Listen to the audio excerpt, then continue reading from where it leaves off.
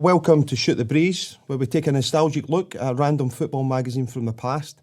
I'm Andy Smith, aka Scotch Footy Cards on Twitter, and with me is Tom Brogan. Hello. Each episode we will invite a special guest to join us on trawling through the magazine and discuss anything contained within it. This could be anything from an article to a photo, to a competition, to an advert. Basically, if it's in it, we'll talk about it. So sit back and let's shoot the breeze.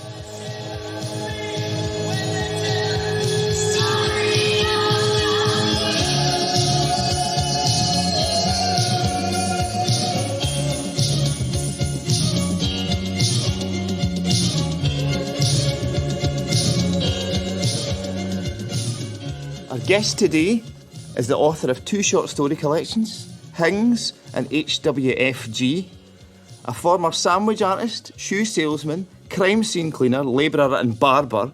He won the Outstanding Literature Award at the Herald Scottish Culture Awards 2019 and the Best Short Story Collection at the 2018 Saboteur Awards. Welcome, Chris McQueer. Hello. Welcome, Chris. Thanks for joining us Cheers for having us, boys. on our maiden podcast here. So I hope you enjoy it. We've picked out a Shoot magazine from 1990 for you. It's the 21st of July 1990, and you've got it right in front of you here. I do, yeah. Nice colour photograph of Gaza on the front in his England gear. So yeah, thanks for joining us. No, cheers, boys. Thanks very much for having us. No problem. I was lying in bed reading it last night, and like I was saying, I just felt like a wee boy again. Like, it was amazing. Yeah, no, great stuff. Shall we just dive into it? Yeah, so this issue is just off the back of England's 1990 semi-final defeat to West Germany. So it's a front and back. Gary Lineker's on the back. With a He's weird doing his grimace knees in up his Mother face, playing in Brown the face, same isn't game. it? I have to say, I've noticed quite a few of the Gary Lineker poses as that sort of knees up Mother Brown. You know, hey, there, Cockney geezer. But I guess you have to see it to appreciate that. But just on the front, just a couple of things I wanted to... So it's 50 pence. So 1990, this was worth 50 pence. Now, I've run this through the magical online calculator, Right. and it's equivalent of £1.60. Now, I don't believe in that. I don't think that if Shoot was out today, that you'd pay £1.60 for it. A weekly magazine? I think you'd be paying £4 or £5. No, quite weekly. for that. No, weekly. So A monthly magazine, absolutely. yeah, you think £1.60 for a weekly magazine? weekly magazine? With 48 great pages? Well, as there it probably says on wouldn't the be front. 48 great pages anymore. So Because it is pretty packed. You know, It is. I mean, there's a lot of reading in it and a lot of football, and even the adverts are quite entertaining. well, the great thing about Shoot at this point in the 90s, I think sort of early 90s to the mid 90s, it started getting really commercial, as did most magazines at the time. And with this, there isn't a great deal of adverts in it. You know, there's a few which we'll probably go through some of them through this, but it's not wall to wall, page after page after page adverts. So for that, there's a lot of content in there. I think you're well worth your 50 pence. So I don't recall grudging it at the time. It was probably my mum that was paying for it when I was getting Shoot regularly, but I don't recall grudging it. I mean, I think for us, so I've got three brothers and a sister, and, you know, it would have been a mix for us. So, you know, it wouldn't have been just one of us that would pay that. It would have been, right, this is for the 5 of you, so, you know, be happy about So that. who get first dibs on it? Oh, it wouldn't have been me. I was the second youngest, so... Plus, they all hated me anyway, so I was probably the last one. So this is quite a triumphant time in English football. You know, they've narrowly failed in the World Cup, and as the front proclaims, they're back in Europe. And of course, the sort of 1990 World Cup was kind of the renaissance of the English game. Yeah. Getting back into Europe, and of course, that's kind of the Premiership comes along a few years later. I mean, I think one of the interesting things, there is an article later on that actually goes on about the press outside of the UK, how they reacted to it. So England, you know, thought this was the best, you know, big glorious failure and things like that. But to be honest, the rest of the world's press weren't too impressed by England. I think there was the team of the tournament, and there was only actually one England player who made it, and it was Des Walker, I think, and he was on the bench. So they took a bit of umbrage to that as well. So, you know, once again, it's a bit insular. They thought it was the best thing since sliced bread. which, you know, they did really well. There's no getting away from that. But I don't think it was quite as important to the football world in general as it was to just the English. So just on the front as well, let's just take a look at what's inside. So we've got Gaz in the front, as we've said. A 16-page full-colour 1990 souvenir. Now, that just sounds absolutely magnificent. As we go through it does go through each group individually, each section, semi-finals, there's teams, there's goals. So it does give you a lot of information. And reading through it again, actually, having watched it, I mean, you were born in 91, that's that right, Chris? So you just missed this. Having watched it brings it all back, the results and the feelings at the time, so just by even looking at the results and the goal scorers and things like that. So in that way, it's really good. So, Chris, have you seen much of the 1990 World Cup on I've not. YouTube or whatever? I have not. First World Cup I really remember is just 98. Right. So it is.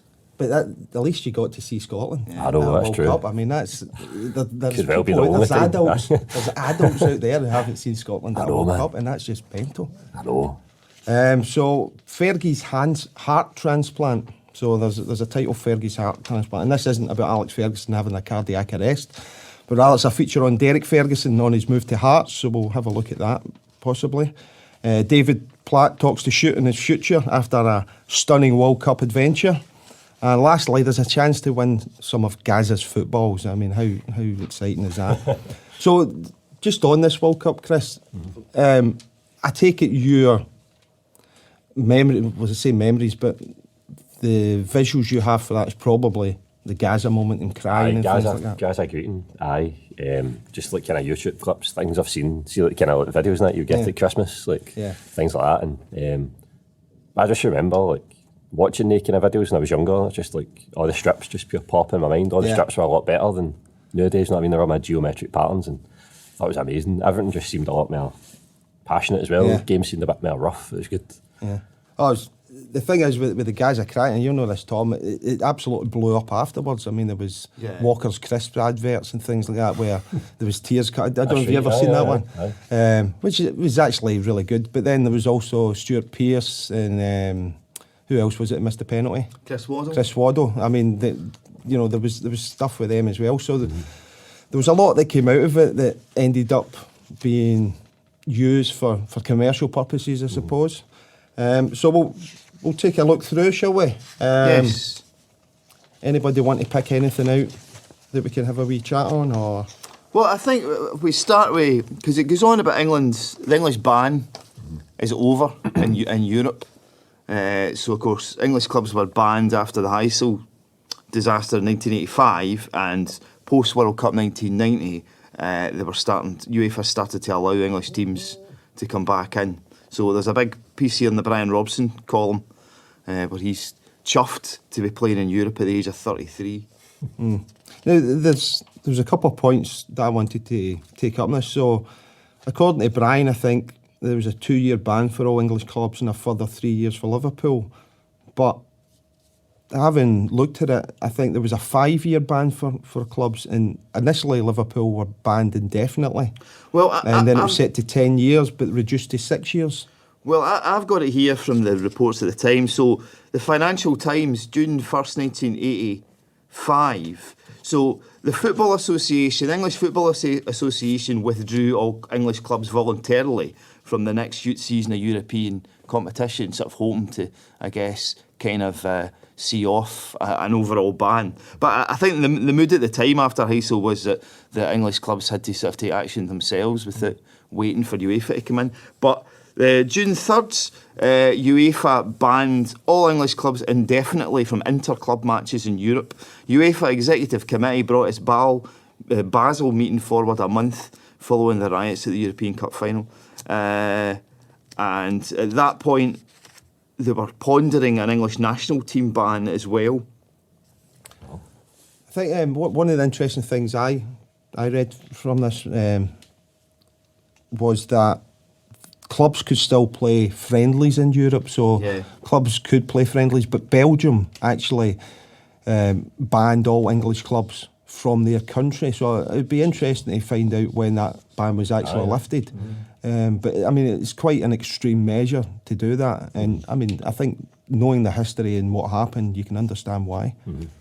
Yeah, so Liverpool appeal. So UEFA bans English clubs indefinitely, and Liverpool for a further 3 years after they lifted it. And Liverpool appealed, and their appeal was rejected. I mean, there's also as well as the Brian Robson, there's an Ian Rush article just on the bottom of the page as well, and he thinks that there's another 3-year ban coming for Liverpool. But as I say, I think they came back just the next season. They come back the next season, yeah. So and Manchester United went on to win the European Cup Winners' Cup that season, the first season back. Aston Villa were the other team who went into Europe as well, in the UEFA Cup. So, as you say, Man United, it was against Barcelona, wasn't it? It was Barcelona in the final, yeah. There was that famous Mark Hughes goal where he just pinged it and it went in like a rocket from a lovely angle. Villa went out against Inter in the second round. So, I think the reintroduction was quite successful. Yeah. To win a big cup was pretty good. There's a wee quote there from Brian Robson talking about how the World Cup helped English clubs back into Europe.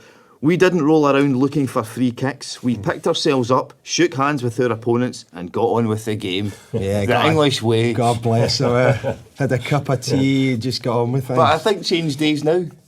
Yeah. I think ever since the introduction, probably after this, because that's when Klinsmann came, wasn't it? So after that, that's when they all started just doing the Klinsmann dive. Yeah, a couple of discrepancies, as say, around the Heysel ban, or the European bans as a result of Heysel. Now, regarding Platt, he's had quite a good career. Started off at Crewe from Villa, then had a Italian journey to Bari, Juventus, Sampdoria, then back to Arsenal and Nottingham Forest, and there was a lot of money paid for him at the time as well. He signed for Bari for $5.5 million, went to Juventus for $6.5, Sampdoria for 5.2, and then Arsenal 4.75. Now, back then, these were top transfer fees. I mean, that's, you could get a Scottish Premier player at these sort of monies now, and you could maybe times that by 10, and you would get a David Platt these days. Jeez, yeah. We've come a long way since the 90s in terms of transfer fees. We were talking about this with my pals the other day. We were trying to work out how much Toy Andrew Flo would cost in nowadays money. My pal S. Probably less. Well, that was a crazy transfer at the time. Where it just came with the Blue Rangers paid all that money for him. Anyway, he was actually not bad for his goal scoring record. I think his goal scoring record was alright, but it just wasn't. It wasn't the sort of player that excited people to the degree that they paid, what was it, 9 to 11 million or something? 12 million. Right, let's have a wee move on, shall we? So, no more Mad Mark. So there's an article here on Mark Wright. He was at Derby County at the time. So Mark Wright was an England defender. He was in the 1990 squad. And he's actually scored against Egypt in the World Cup finals. Okay.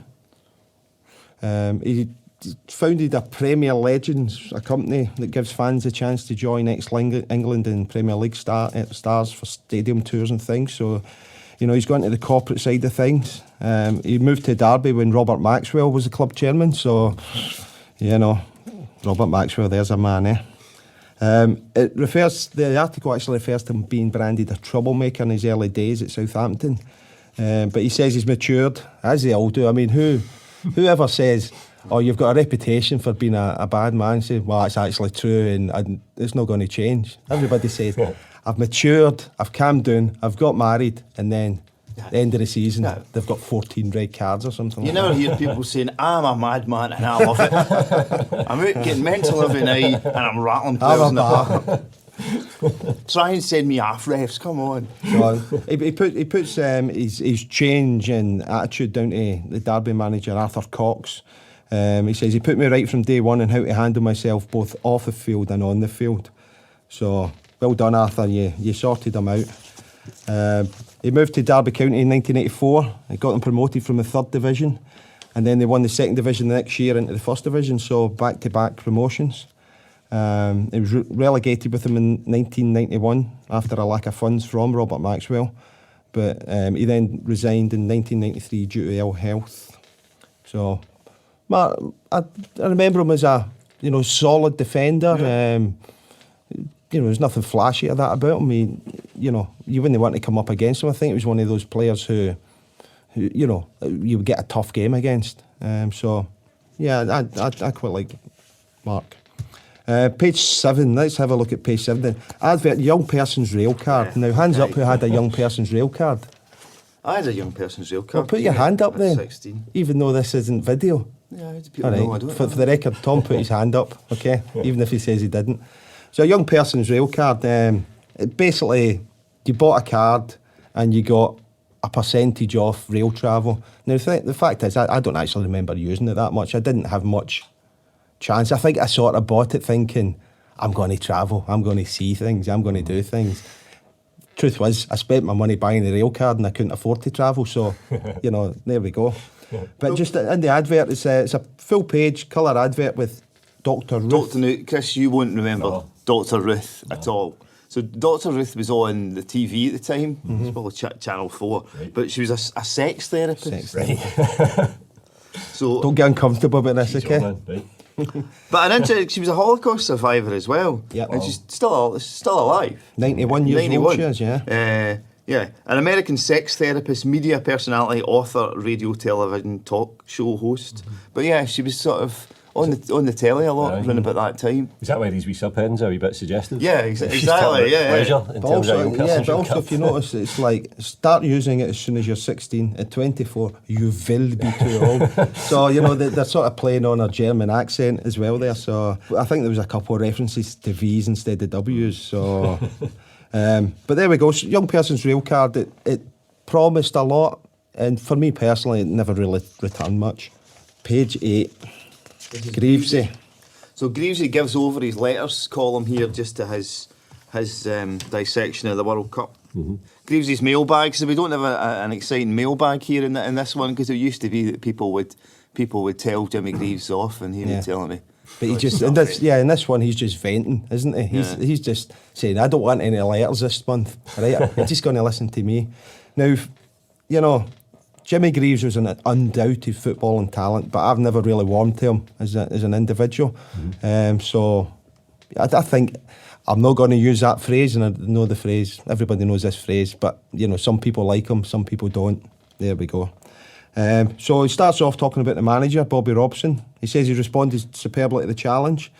He said the 8-year reign as England manager, managed with dignity and courage. But he does point to the hassle he's received for years. So, even then, it's probably been consistent through history, football and history anyway, that the English press, Scottish press as well, do it, but the English press just, they're not very positive when it comes to the English team. And even when the English team get positive results, there's always something to bring them down. Mm-hmm. In the eve of a major championship, stories come out just to try. Why would you try and unsettle your own national team just before a major championship? I don't get that. So Jimmy actually points to this and, says Bobby's done. I mean, I absolutely love Bobby Robson. I think he was a fantastic manager. Came across as a magic man as well. So Greavesy's pointed to that. Well done. So pre these tournaments, it generally is negative publicity you get, because that's what journalists focus on and what they can make hay about, which is why my theory that Brexit won't be quite as bad is because World Cups. How long are we in and Brexit's getting discussed? Because pre-World Cups, everybody focused on the negative and how it would be a disaster, and it usually turned out all right. And this is kind of why I think Brexit, it'll not be that bad, going by what pre-World Cup coverage in the past. That's my theory. That's a good theory. Hold on, that's a sound of 50% of our listeners turning off. I don't think it's a good idea. I just think based on pre-World Cup and European Championships negative coverage, it's a similar thing. Mm-hmm. What's your thoughts on Brexit, Chris? Let's leave that. So the next thing he talks about the team, and he thinks Graham Taylor's coming in for the English manager, and he thinks he's inheriting a great nucleus. So he's got Gaza, Wright, Platt, Des Walker, Paul Parker. So there's some good names there, but I think we look back nostalgically at a lot of things and think, oh, wouldn't we love to have that team again? But at the time, they just didn't perform as well as maybe they should have. But I mean, it's still great names there as well. Talks about the system the next time. So converted to a sweeper system. This was Mark Wright's preferred position. So he preferred playing as a sweeper. So England moved to that. And curiously says they can't continue with two wingers unless they find someone more reliable than John Barnes and Chris Waddle. Someone more reliable than John Barnes and Chris Waddle. I mean, let's face it, wingers generally are unreliable. You seldom get a winger who will take on a man and beat him every time. You know, wingers are always going to take a man on, fail, take a man on, fail, try, beat them. You want them never to give up, but you can't get frustrated with a winger who tries something and it doesn't come off. And I mean, you know John Barnes and you know Chris Waddle as well. I mean, fantastic players. So in this one, I'm not really going to agree with Greavesy. Now we get to the supporters here when, as we've touched on, there was a lifting of the European ban. This was an indication of the improved behaviour. Greavesy, however, does mention the thugs who charged through the streets of Cheshire and Brighton after semi-final defeat. So I think this is probably just another case of the alcohol and testosterone-fuelled football fans. You know, after whether they win or lose, just causing riot. So he thinks the courts should deal with them and severely deal with them to deter copycats. I mean, I don't disagree with that. I don't think anybody can. So on to page 9, we have Sports Stars football figurine. This is a great thing. So a figurine is defined as a statuette, especially one of a human form. So I just the reason I defined that there, I just think figurine's one of these words which it just seems a bit ancient, seems a bit old, like Ottoman, you know, or pantry. You know, it's words that you think, I use these, not on a daily basis, but I use these without thinking. Then you step back and you think, what, Ottoman? I mean, who uses Ottoman? And I just think figurine's one of those as well. You know, it's something that's in your old granny's on the window ledge or something like that. Aye. So these sports stars, they're like 4.5 inches high. They're football figures, and the title at the top says only Tommy Docherty has had more clubs. So Tommy Docherty actually managed 14 different teams. So the Sports Stars collection, there's over 60 lifelike figures, so more than 14. Let's just say that. But they also have the strapline. Collect the players who collect the trophies, which is a nice wee strapline. They're in a variety of poses. And a variety of strips and designs, but the thing is, if you start looking at them, you can see similarities. So it turns out there's only 5 or 6 different poses. But I would suggest that Paul McStay one, that's him pinging a sort of 60 yards cross-field ball. But that's the magic of it, though, isn't it? You read into it what you want, whereas I think that's just a wee 2-yard pass to the side. No, not at all. No, I know when it comes to Paul McStay, that was a 60-yard. If it was Peter Grant, it would have been a sort of 2 yards. He'd have been pointing where he was going to hit it, but we actually moved it. I went to Peter Grant's testimonial when I was younger. I even knew, I can remember, it was the worst game of football I've ever been to. Who was it against? Bayern Munich. Bayern Munich? And it was terrible. Was it at Celtic Park? Aye. What was so bad about it? Just dull as anything. Just nothing happened. I think there's nothing each. The thing is, you think with the testimonials, you can get away with doing anything. You want players getting piggybacks and stuff like that. And, it's games that finish 9-5 and stuff like that. You want. What year would this have been? I'm just trying to work out if the crowd would have been an exact number or not. 96 or Right, no, it would have been an actual number. So, Chris, now you're a former kit model, was that correct? Aye, I modelled the Celtic strip. I think it was a 95, 96 catalogue. So I did, and I got to meet Simon Donnelly that day. Right. So I did, and I was heartbroken because they give you the strip and you put it on, you go and sit in the pitch, you sit in a wee football and take a photo and all that. They're like, right, give it back. And I thought I was going to get to keep it, and I wasn't able to keep it. That ruined the whole day for me. Think you do it. It's probably because Simon Donnelly naked it afterwards. You done that, and then they're like, right, you're going for a stadium tour now, and there's just loads of pictures of me, like my face absolutely threatened me. And there's a picture like Fergus McCann was kicking about, and he's standing like the European Cup, and he's trying to give me it, and I'm standing like that. Just ungrateful. How to ruin it? I honestly, I don't know what to say to that. Yeah. Maybe we can crowdfund and get Chris a wee strip for that. Miniature. I would have fitted them at the time. I mean, these things. I never collected these, but there's a lot of them still available on eBay. Yeah, well, here's one here. Derek Mountfield, $11.99. Is it actually in the packaging? It doesn't look there's like it's lots in of the them that are packaging. still in boxes. Yeah, well, certainly this one's illustrated isn't in the packaging. I love the Corinthians, the ones with the big kids. Remember them? The wee Corinthian figures. I've still got a Van Hooydonk. There's loads of them though, isn't there? I think there's loads and loads. Mm-hmm. See, I think with a lot of them on eBay being in the packaging, I think it's sort of around about this period people started realising. I mean, people knew before, but more people started realising that if you keep things in the original packaging, then they're going to be worth more in later years.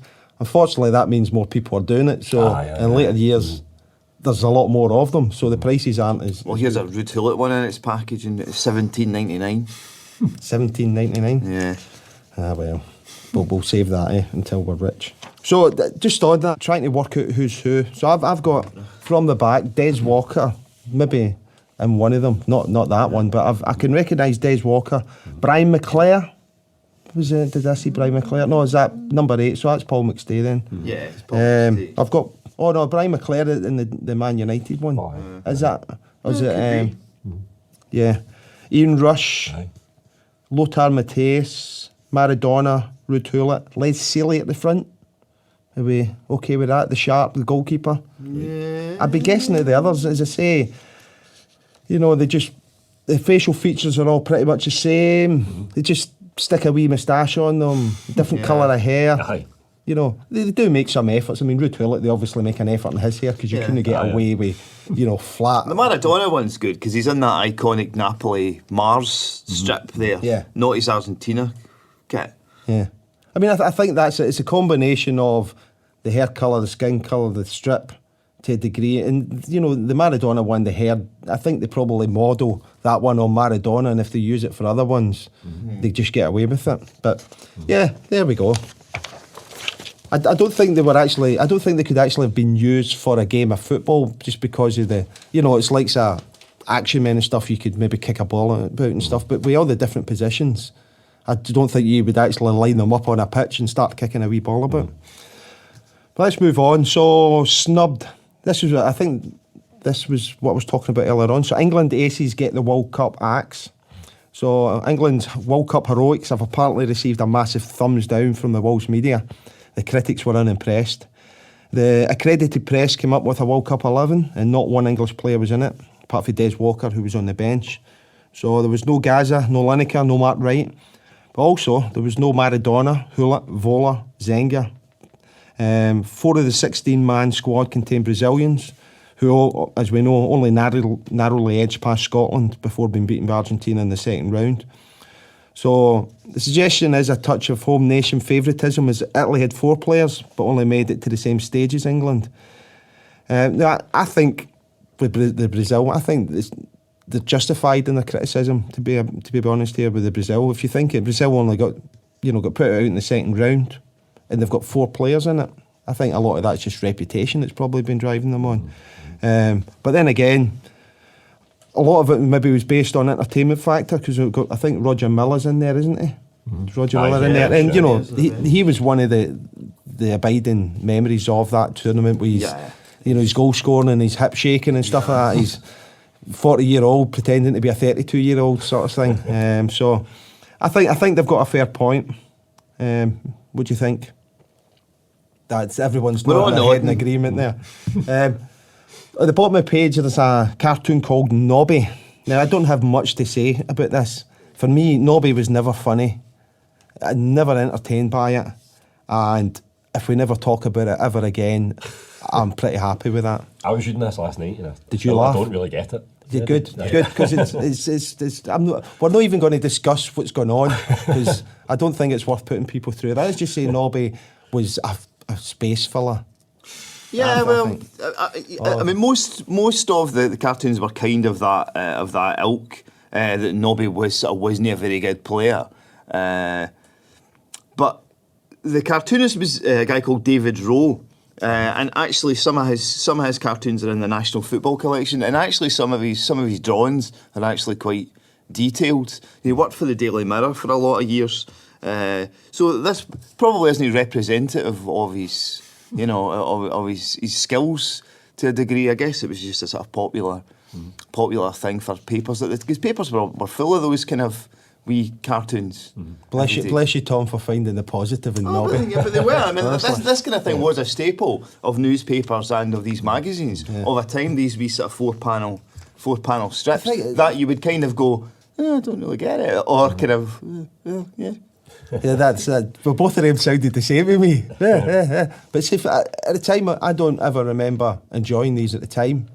I don't read them now. Yeah, you didn't look forward to it. You didn't. Oh, what's Nobby up to this week? His manager thinks he's rubbish. Right, let's. Yeah. So anyway, I think we've learned everything we need to from Tom. I mean, that was good information there. I remember a particular joke from Nobby. It was his manager, him saying to his manager, I hear the England manager's coming, but I'm injured and I can't play. And his manager says to him, it's all right, he knows that. He says, oh, he knows I'm injured? He says, no, he knows you can't play. And it was pretty much that. Damn, he was rubbish. I must have missed that one. That one sticks in my mind. Okay. So next one, advert, Ulsport goalkeeper gloves. Now I'm a goalkeeper, and for me, Ulsport gloves have always been the best gloves that have ever been. Up until when I went to uni, up until then, I'd only ever had your gardening gloves with your rubber pimples on them, so things like that. Or for a wee bit of padding, they used to get ski gloves. They used to use it, no grip or anything like that, but. These were the days where most of the time I never wore gloves. So it was a way back then. I am that old. Was there a sense of it was sort of manly to go out playing in goal without gloves on? Without gloves? No, I just think it was what was done. You don't wear gloves. I mean, save the ball your hand. Just couldn't afford. Even as I say, I remember even with the gardening glove type ones, it was like, you would wear them until the rubber was hanging off and things like that. And even once it came off, you'd just wear it because, you couldn't afford to go out and just buy a new pair of gloves, which, I've made up for it ever since, where every time I concede a goal, I think I'll get a new pair of gloves. So I've got a big room full of gloves. But I got my first pair. It was a friend from uni. I mean, he was close to 7 foot. And he just says, here, have my gloves, I'm not going to play anymore. So they were big gloves, but they were Ulsport, red palm, absolutely brilliant. And I'd never known anything like it before, the stickiness, the padding and things like that. And it just took you to a different level for a couple of weeks. And then I reverted back to my usual standards. A couple of things to note about the goalkeeper jerseys and these. Padding was a big thing in goalkeeper jerseys of those days. One of those goalkeeper jerseys seems to be 90% padding. That was a big thing then, with the shoulder pads, the elbow pads. Did you feel you needed padding? No, I think, well, again, I mean, playing, certainly in Glasgow, growing up in Glasgow, it was mostly gravel, red blaze, ash parks, whatever you want to call it. So, I mean, I'm used to throw myself about on that sort of surface. And then, as you get a bit older, into your teens or that, you might start playing on grass. But I never went OTT or that. It was always, if there was padding on it, fine. You would just wear normal shorts as well, and that was it. You just got on with it. And Ulsport was certainly trying to make the move to padding. Well, I mean, there is a couple. Some of the tops are classic looking ones, but there's a couple there that are really... Yeah, this is also the era where goalkeeping tops started getting mental. I mean, there's quite sort of psychedelic stripes. Yeah, and I think the goalkeeper tops... Probably, no, even stripes, that's kind of flames. They preceded the madness in the football tops, didn't they? So I think that they were first, and maybe it was because the likes of, smaller businesses, smaller companies like Ulsport were doing it and just sort of thought they would be a wee bit flamboyant. But I've had a couple of flamboyant ones in my own past as well, including a pink Campos one that I used to play in the East Fife Saturday League with a full pink kit on. Campos. So I don't know. I know what I was thinking, but God damn, what others must have been thinking. Actually, what we were saying, I did actually do the Higuita Scorpion kick in a game as well. I get in East Fife. The ball just came. I wasn't quite as balletic as him, but I got away with it.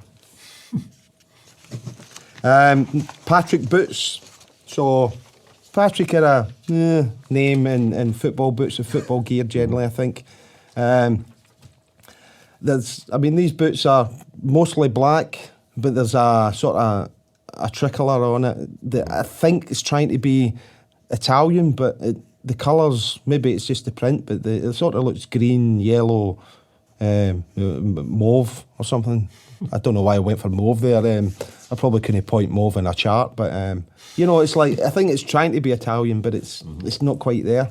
But my thing here is it's still predominantly black, but they're starting to bring in these quite strong colours, and as we know nowadays, it's the reverse of this, isn't it? Maybe you've got a wee bit of black and everything else just bright things. But this, so it says Patrick, nothing is greater than less. That doesn't make any sense to me. At all. Nothing is greater than less. Anybody want to explain that? Trying to work it out.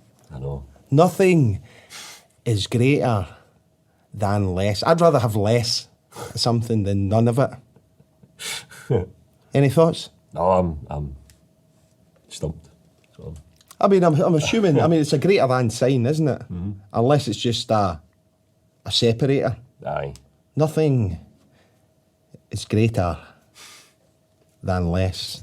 Right, okay, I don't think we've solved that problem. I thought maybe by repeating a few times that we would get there. So, cracking though, I love these wee boots. Do you like them? I'd have liked to pair. That's a sign of my, your age. My first boots were like they were black. They were the ones that Roy Keane had, the black with the yellow Diodora sign on them. Diodora, Got them at a charity shop. Oh, belters.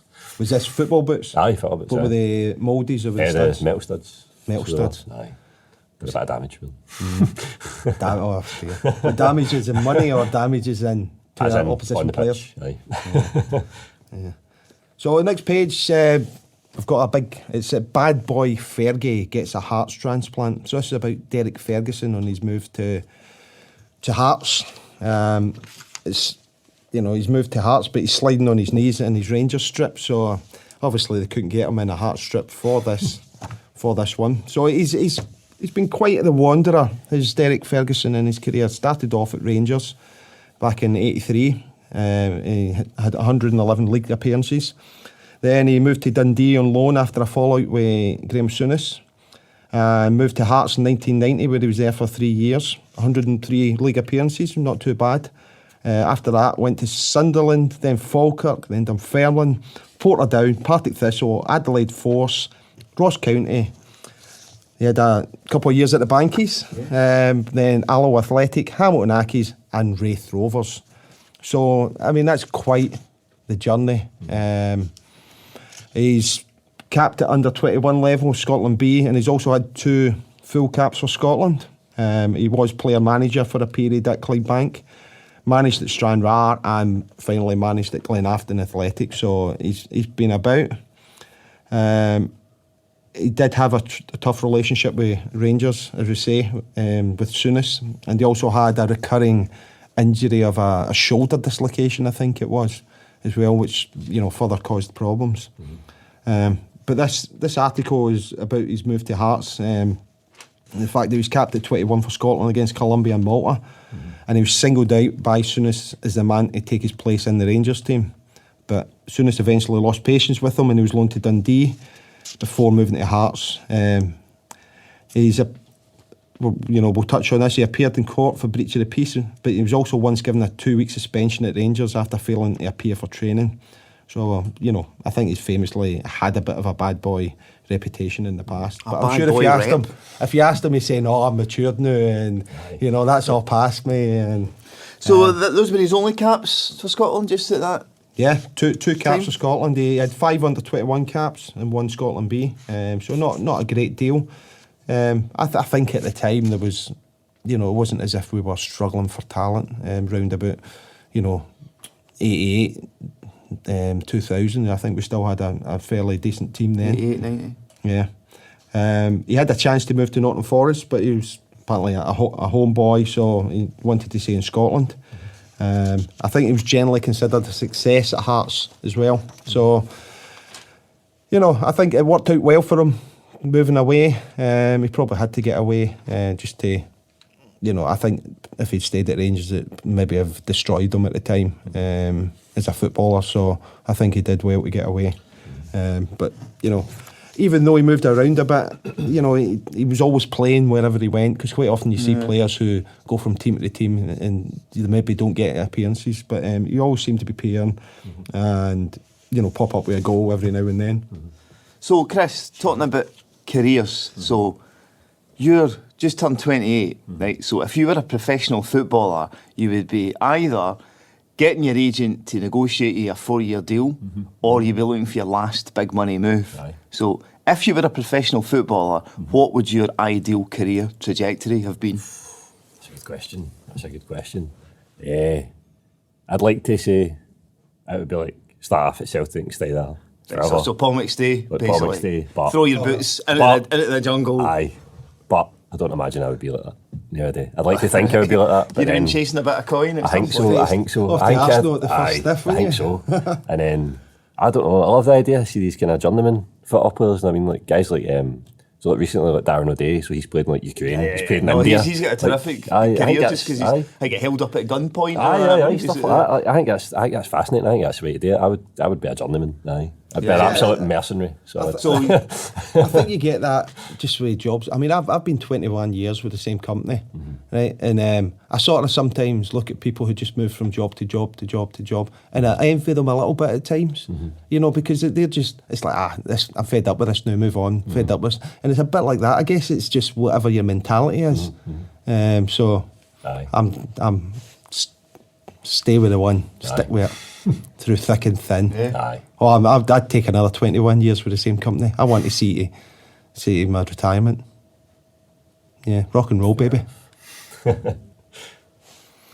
Right, so next is an advert, Born Sports. So here we go. It's a colourful page. Football boots, football gear. There's a Italy strip, home away, a tracksuit. There's Puma boots, Nike. It's just Puma, this one, isn't it? So there's Puma there, a Diadora. Ed, did you see any of your Diadora boots in there? No, mine weren't as exciting as they ones. They are pretty exciting, I'll give you that. So I think Born Sports, are quite a regular, around about the time, quite a regular feature in terms of advertising.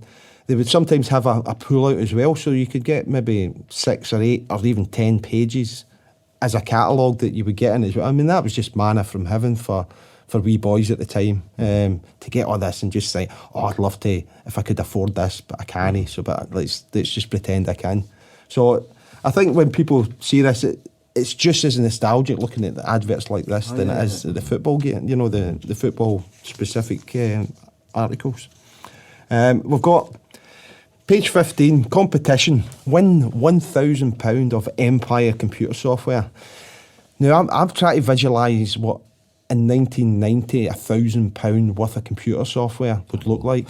And I'm thinking, if we looked at it now, maybe 40-50 quid, 40 quid say for a game. So it's not going to be 40 quid, say 10-15 quid, and I think that's maybe about 100 games. And okay, at first I'm thinking, I could never visualise that. I could visualise 100 games pretty easily. I think I think we've all got an imagination enough. I mean, you obviously have with your book, writing your books. If you can't imagine 100 games, you shouldn't be in your book writing game. But reading this, it appears you have to first purchase the Empire compilation pack, World Cup 90, which contains a bunch of games, and you also get a wall chart with it.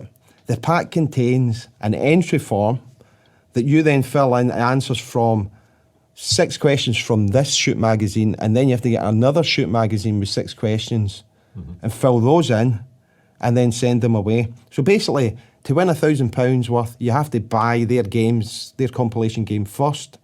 You then have to get the 2 shoot magazines that has the questions, answer them, send them off and hope that you win. It just, it's like, you think, oh, it's a competition.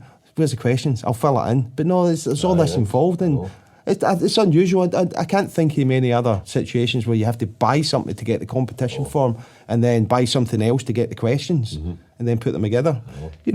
Presumably that's why they can afford £1,000 worth of games. Just looking at the games and all, Tracksuit Manager. Sounds brilliant. Did you ever have that? Yeah, Gary Lineker's Hot Shot, Kick-Off was, an absolute classic. Gary Lineker's Hot Shot you can download and play. Have you done that? Oh, yeah, well, no, but worldofspectrum.org. Yeah. You can download a version of it. Wow. I've done the whole Spectrum emulator thing. It's absolutely fantastic. Are you aware of the world of the Spectrums in terms of... I'm not. No? I had an Atari when I was younger. ST? I don't know. It was just a basic Atari. I bet you it was a games console. Was it a computer or was it a It was console? actual proper, man. My granddad got us it for a car boot sale. Right. We had a couple of games for it. It was what was it called? One, it's like missile controller or something. You're trying to shoot things at the sky. Probably called Missile Controller. Aye. To be honest, I wasn't a big... Certainly, we had an Atari ST, but I wasn't like the Atari console. That never really had that. So it's called Gary Lineker's Hot Shot was also a weekly football magazine. Is that right? Have you came across any of Yeah. them? Is that, yeah, you should have a wee What have a wee sort look. of... What, in this period? Yeah, The 90s? yeah. During Okay. about that period, yeah, they've actually get some. Yeah, because quite what I need is interesting more colours. ideas for You need more magazines to add to football my collection. magazines. Yeah, I'm surprised you came across it. Let's just take a wee note on it, Gary. Nah, I won't bother with that. Thank you very much. I bet you it's going to be rubbish. It looks See, if I get alright. one and it's rubbish, I'm blaming you. It looks alright. You can see a couple online. All right, I'll do that. It's cheaper. We're on to another advert. Sports Shoes Unlimited.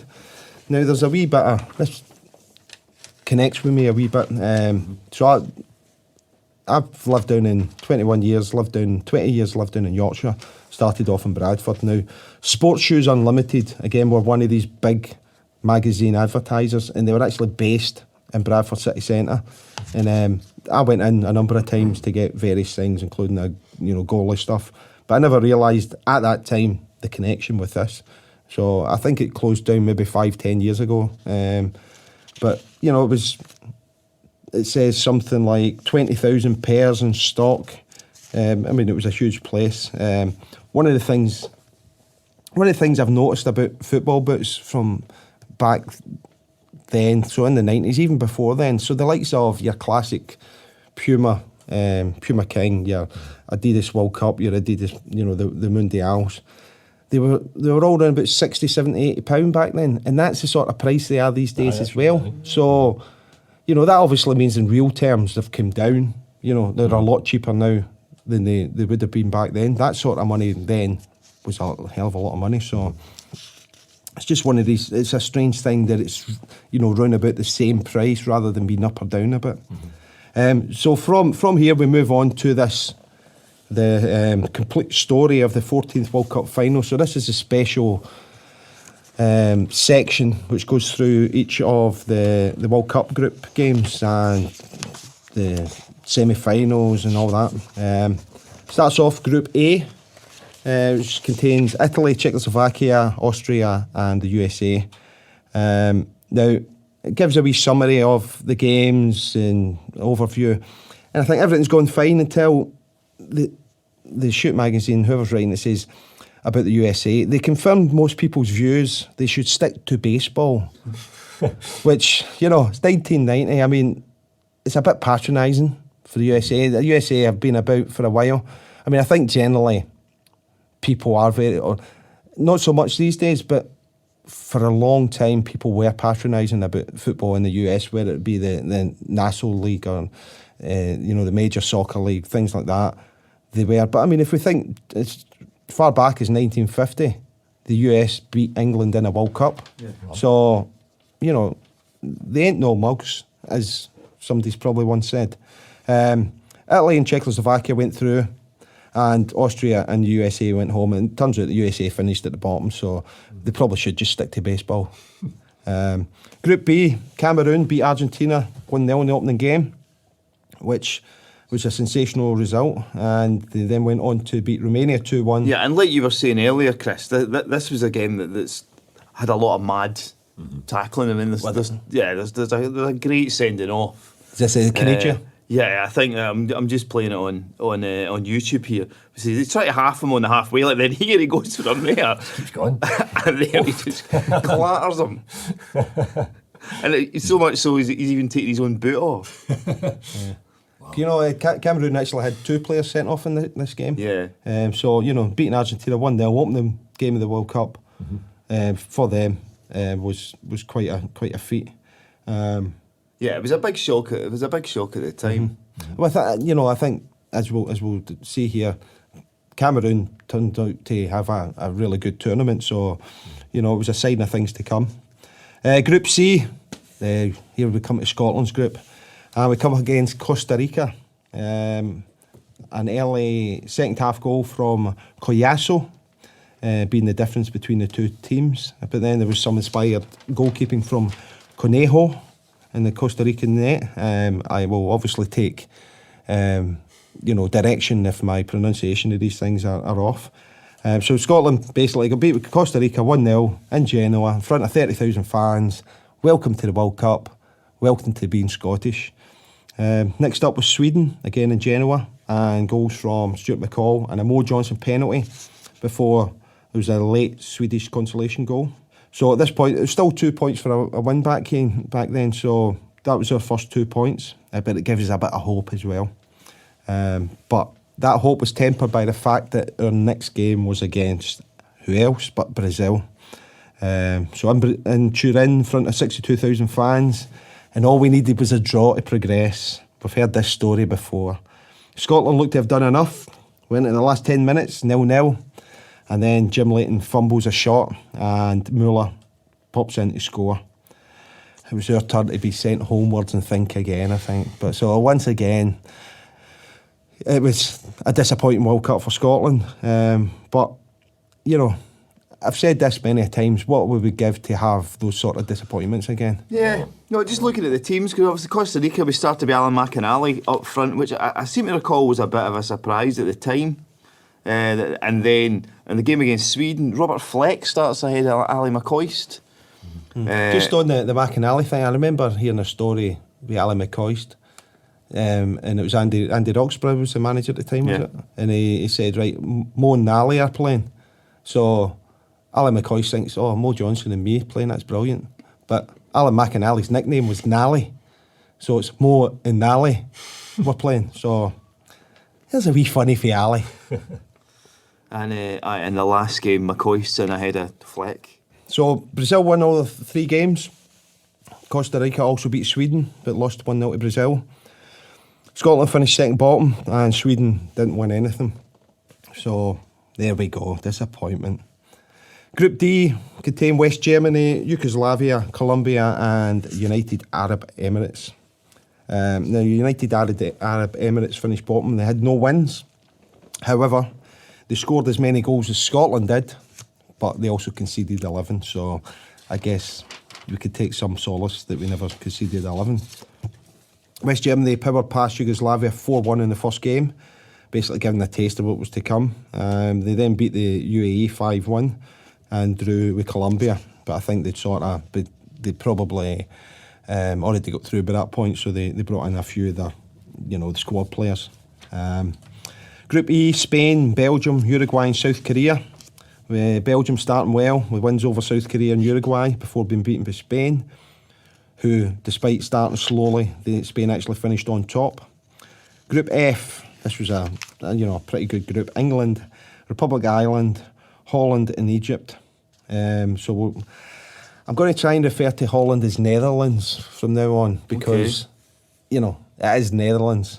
So I do apologise if you're one of these people who screams at the radio or screams at the computer whenever they say, it's Netherlands! Right, so I apologise in advance, but I'll try my best. Now, here's quite a strong statement from Shoot Magazine when they say, and this is a quote, England kicked off the World Cup campaign with one of the worst games ever witnessed in the competition. That's a bit strong. They certainly weren't holding back.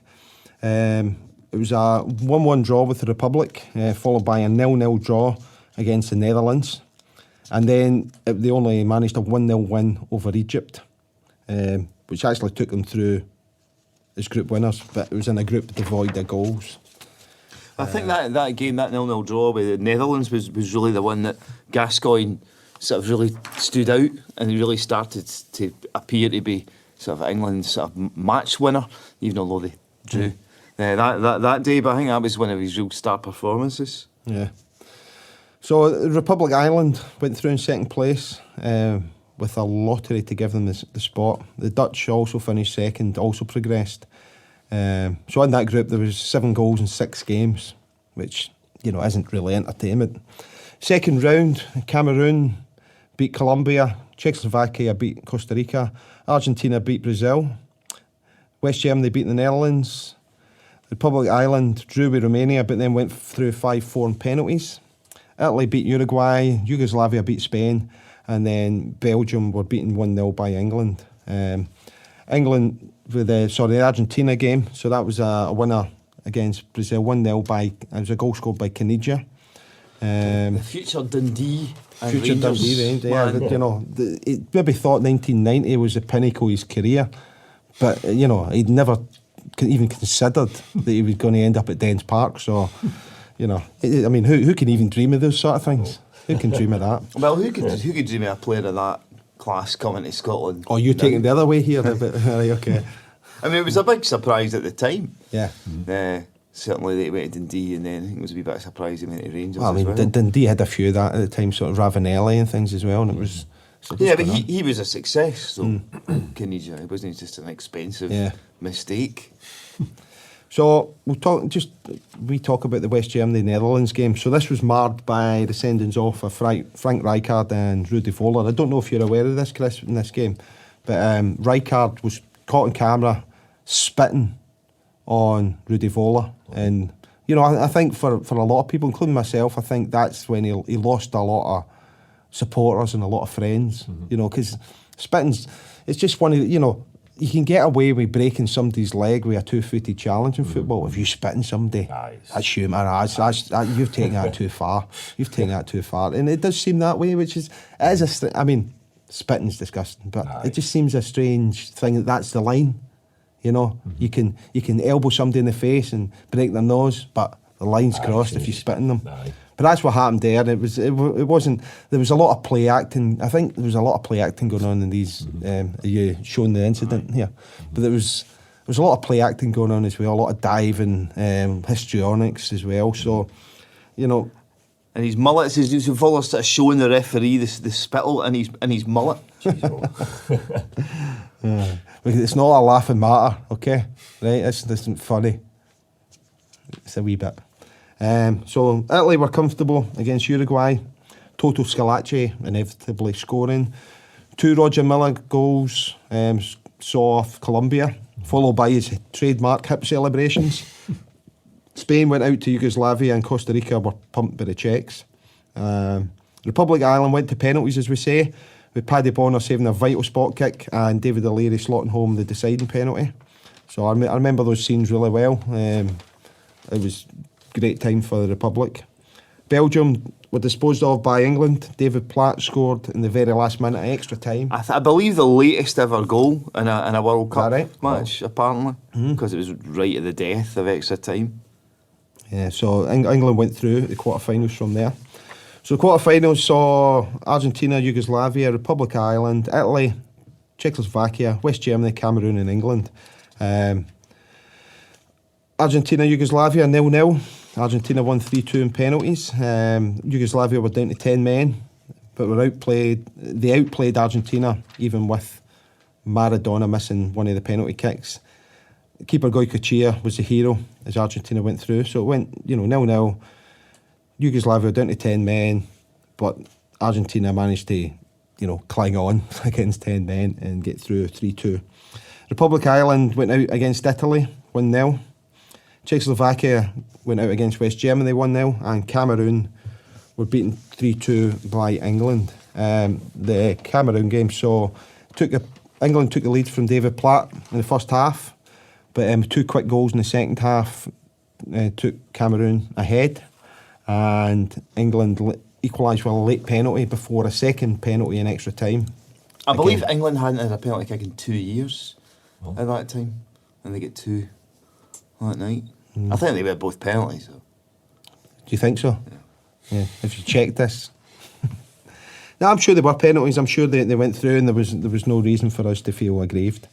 So England progressed to the semi-final of the World Cup, where the Scottish nation held its breath and prayed and hoped and prayed again, obviously for the right outcome. Semi-finals, Argentina took on Italy, 1-1. Again, it went to penalties. Argentina again won in penalties, 4-3. England, West Germany. Well, let's take a wee look at this one. So, West Germany took the lead, the result of a deflected Andreas Bremer free kick before Lineker popped up not long to go, and took the game to extra time, and then finished at 1-1. Went to penalties, but before it went to penalties, so during the extra time, this is where Gaza picked up a second booking in the tournament, which meant that he would miss the final if England progressed. As we've all seen, and as we all know, Gaza was brought to tears and he was inconsolable, the image of which probably one of the lasting memories of the tournament, certainly for myself. So we went to penalties. Stuart Pearce and Chris Waddle both missed theirs, and leaving England with an ongoing mental issue with penalties over the years that don't think they've ever really got over. So West Germany went through. For me, though, that was one of the most exciting games I've ever watched. Sort of, in the house kind of thing. It was genuinely end-to-end gripping game. Well, yeah, I mean, the 1-1 extra time penalties doesn't always tell the story, does it? I mean, the results very rare, unless it's something like 10-0, then the results don't really tell the story a lot of the times. So yeah, you're right. England did fantastic to get to the semi-finals. I mean, I genuinely thought at the time they could.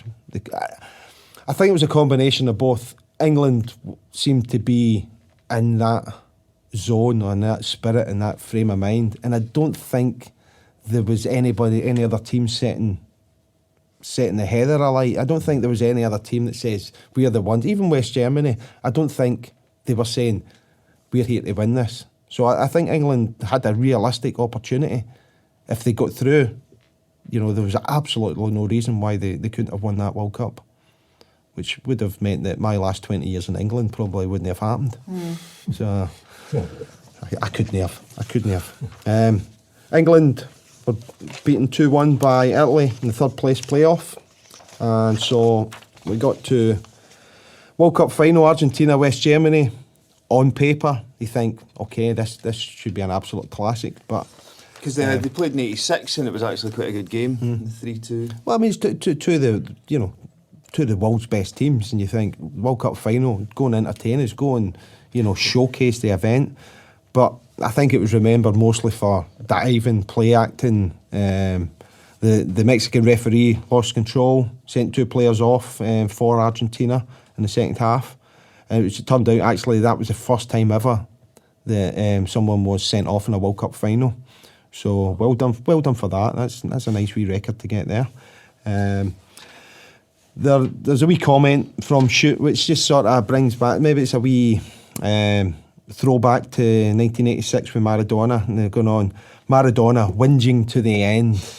So I just don't think they've got over that handball yet. West Germany were the better team, but they were, there was a lot of play acting. I think this was probably the year the Klinsmann dive did come into the game, wasn't it? But it was decided by a Bremer penalty.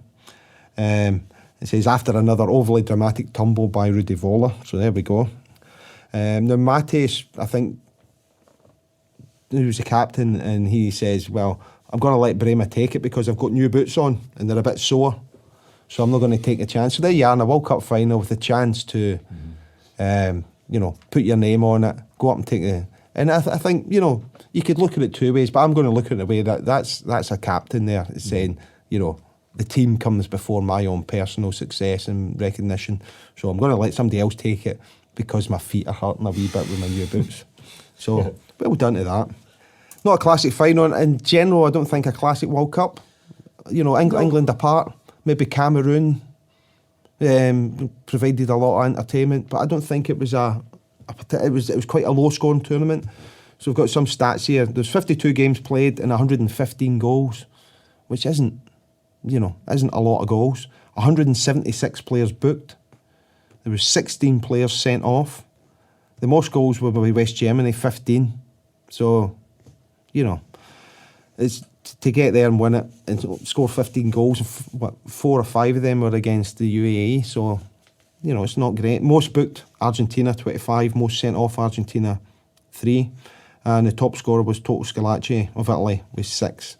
So, there's a lot to take away from that. I mean, the strips for a start. I mean, that's a classic West Germany strip there with the sort of flash sort of thing as well. I mean, there's just the strips are just a great snapshot in time of where things were and how good things could actually look. But the World Cup itself, I think if we're being perfectly honest with hindsight, and maybe even at the time, I don't think people were thinking this is a great World Cup. All right. There's a really good book about that World Cup by Simon Hart called World in Motion, where he goes through it sort of country by country, and he speaks to the different people who were involved, players and stuff like that, and he looks at the sort of journey that they had to get the World Cups. It's a really good, really interesting book. Yeah. But like you say, Scotland were in it, so it was it's one of those sort of anticipation that you don't really get anymore. Kind of thing. I think it's World Cups. It's anticipation is part of it, and then there's the deflation when you actually watch some of the games. Back then, Scotland were qualifying for most World Cups. I mean, 74, 78, 82, 86, 90. We missed 94. Yeah. And that was a big shock at the time. I remember a big shock, a big disappointment that we'd actually missed a World Cup.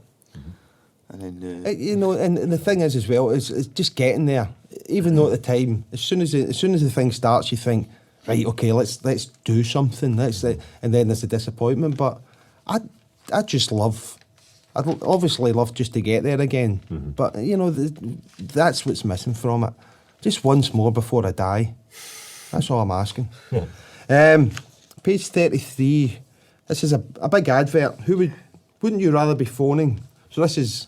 Now, does this not just scream scam? This whole page just screams scam. It all screams premium phone lines. I mean, basically, you know for a fact there's the same equivalent in one of the top shelf magazines, so on the same style. If we just explain what the adverts are for, so they're phone-in games. There's a phone-in game called Penalty, which your chance to experience a penalty shootout with your favourite teams and rivals. So I don't know. I guess you phone in and there's other people maybe on. I don't know, and they tell you if you've scored or if you've missed. Set piece hero. If there's a free kick, corner or throw in to be taken, the set piece hero steps up. Have you got what it takes to step into his shoes when the hero gets injured? So the throw-ins. Throw-ins. I can understand taking even the corners pushing it a bit. Free kick, yeah. I'm phoning up and I'm paying a lot of money for this. I want to take a free kick. No, mate, you're on the throw-ins. I mean, how can it work from a throw-in? You take a throw-in and either you do a full throw or you throw it in.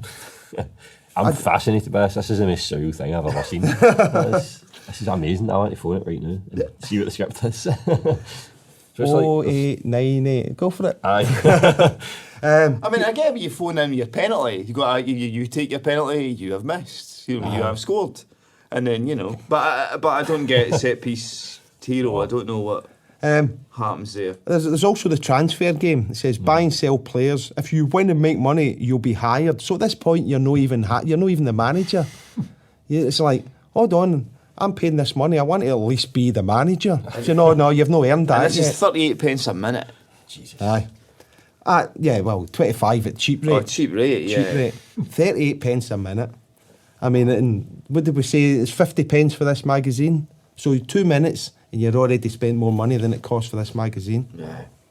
Scam, as you say. But Absolute fascinating. scam. I mean, if anybody listening has phoned in, we would be intrigued to know what. Yeah. Please happened phone in on this. 70. Phone in to On this shoot the breeze premium- on this premium number, and we'll absolutely rip you for all your money again. Next advert. Join the Adidas Elite. Your best chance of catching up with Daley Thompson. So, I don't know if you remember Daley Thompson, Chris, but Daley Thompson was basically the pinnacle of fitness. Right. Daley Thompson was kind of everything you wanted to be as a fit guy. Daley Thompson, here's a wee fact for you. His full name is Francis Morgan Ayodele Thompson. So I'm guessing the Daley comes from the Ayodele part. So Francis Morgan Ayodele Thompson, CB. There you go. There's a plus. Did you know that his mum was from Dundee? I did not know that. His mum was from Dundee as well. His dad was a Nigerian UK. Commonwealth. He won 3 Commonwealth titles. He won gold at the 1980 and 84 Olympic Games and broke the world record for the event in 4 separate times. And he's basically considered one of the greatest decathletes of all time. And he's obviously associated with the Daley Thompson's decathlon computer games, which rubbed out your M&N keys on the ZX Spectrum. So it used to be that you would batter on these keys to get your speed up, right, and jump, but it was also the same keys, and you'd have your keyboard. So this is a Spectrum, it's rubber keys, and you'd have your keyboard with all the letters, and M and N were rubbed out because you'd battered it so much on this. Did you have a technique? Did you develop any particular technique for? I've got 2 techniques. So being a bit musical on the keyboard, I could sort of do a wee trill thing on it as well, which until I tire, and then I start slowing down like that. But it's either just gone for it or a wee trill thing like that. That's my 2 techniques. So he wanted to be a footballer, but then switched to athletics. But he did play for Mansfield Town and Stevenage in the 90s, before working for as a fitness coach at Wimbledon and Luton. He did some rally driving and entered the 4 Credit Fiesta Challenge Championship in '94, and he won this BB Sports Personality Award back when it was actually, about having a personality. Back in 1982, received an MBE in 1983 and a CBE in 2000. So everything's sounding great. I mean, Daley Thompson sounds absolutely brilliant. In August 2014, he was one of 200 public figures that were signatories to a letter sent to the Guardian newspaper expressing hope that Scotland would remain part of the UK. Wow. Isn't that nice? So the advert itself is about joining this group. It's joining the Adidas Elite so you can get close to your favourite stars, and it goes on to mention Steffi Graf, Mark Hughes, Steve Cram. They're all members of it. And it's £5.75 plus 75 pence postage. And you get a personal membership card, a bumper gift pack, including a T-shirt, an action-packed poster, which could be anything, a star chart for collecting your free sports personality cards. Now that sort of worries me a wee bit, because that sounds a wee bit astrological. It does, doesn't it? And as soon as I hear anything like that, I'm just switch off, glaze over. Just don't even pretend to be interested. You get it says a free newsletter 3 times a year, but you're paying $5.75 for it. So, you'll get a newsletter 3 times a year. Why not just say that? Containing sports headlines, information, top tips and competitions. So Daley Thompson was a huge personality at the time. He was, the great athlete. He was, a great personality. He was on the TV. He was, in the press, doing this, that, and the other thing. But he did write that letter, or sign that letter. So, all that on one side, good. Bad on the other side. For, depending on your frame of view there. So the next one, shoot. So the over 2 pages we have, it's called the Hoot Soccer School. Now it's cleverly dropped the S from shoot to make the word hoot.